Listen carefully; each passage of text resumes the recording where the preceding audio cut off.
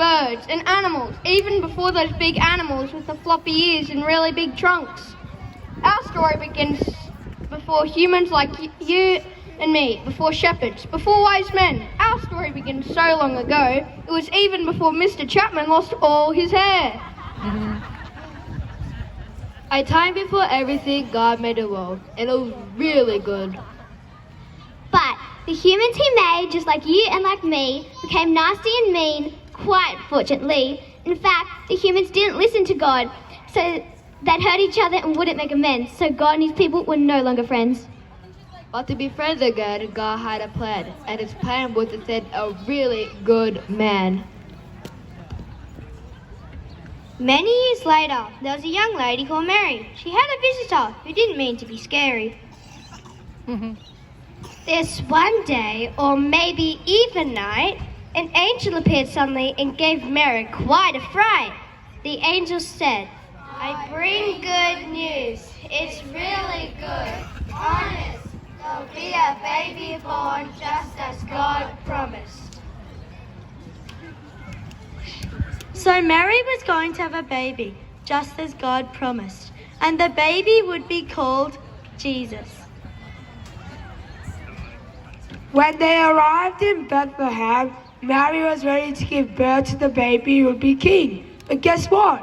There was no room for them at the inn.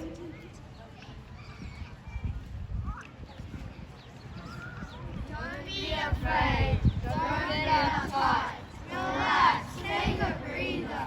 You'll be alright. So a place was found by haystack and corn, and in this space the baby was born. They stayed in a spot where animals fed, and the baby had straw instead of a bed. The shepherds were just minding their own business, maybe cleaning their shoes, maybe trying to scrape off the smelly sheep poos. But all of a sudden, something really weird happened. Out of nowhere, an angel appeared.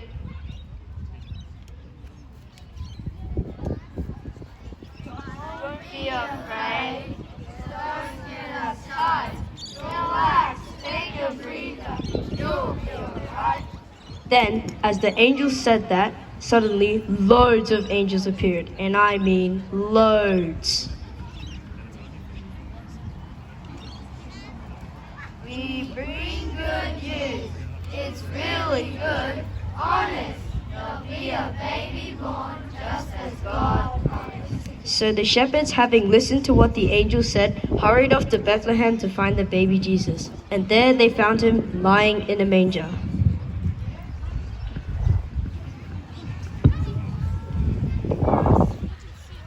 There were also some wise men in the story. They had been travelling a very long way, but they didn't use Google Maps or a sat-nav. They followed a star.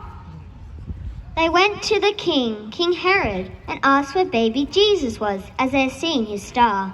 King Herod sent the wise men to Bethlehem, which wasn't all that far.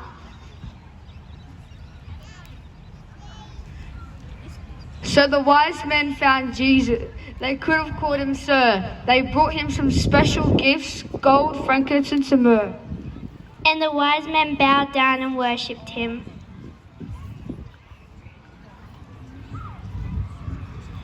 So Jesus grew up from a baby to a boy to a man. Jesus grew up to be a carpenter man, and he did amazing things. He healed the sick. He told great stories. He was amazing all the time. He walked on water and even turned water into wine. And do you remember that time long, long ago when humans like me and you were mean and not very nice? When we were nasty to each other and we wouldn't make amends? When God and humans could no longer be friends?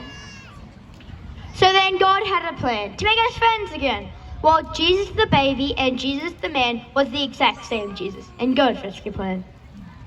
Jesus lived and he died for you and for me. He did this to make our own history, to take the blame for all the mean things we've ever done. But something amazing happened, because he's the most powerful one.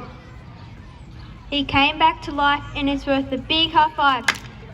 Because the really good news is that Jesus came